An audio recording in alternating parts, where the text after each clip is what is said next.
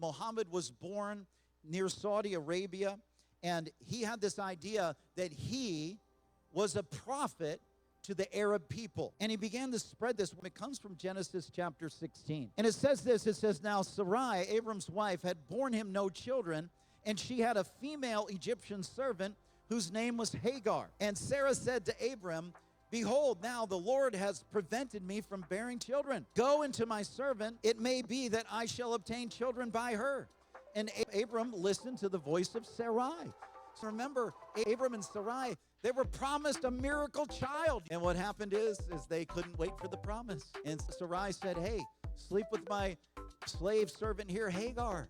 It'll all work out. And Abram listened. You know, men, we shouldn't always listen to our wife, okay? There are times when men should listen to their wives. Men, we need to listen to the Lord. Abram gave in. And what happened is through that relationship, Ishmael was born. Ishmael was born to Hagar. And so verse 4 says, and he went into Hagar, and she conceived.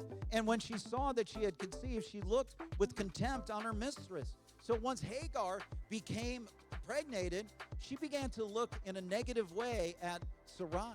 And then there began to be this fight.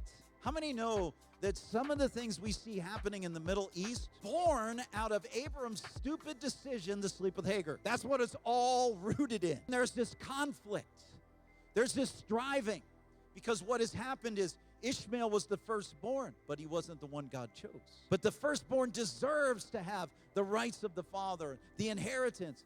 But what's the Bible says? No. God blessed Abraham, Isaac, and Jacob. They were the chosen ones, not Ishmael. So what we have to do is realize that there is conflict.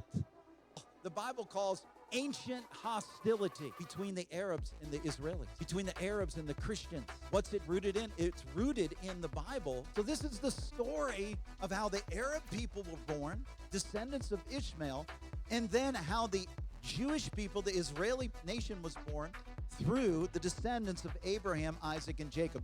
There is conflict now because you're going to find in this story, Ishmael was jealous of God choosing Isaac. Similar story between Cain and Abel. God chose Abel's sacrifice. Cain decided he was going to kill Abel.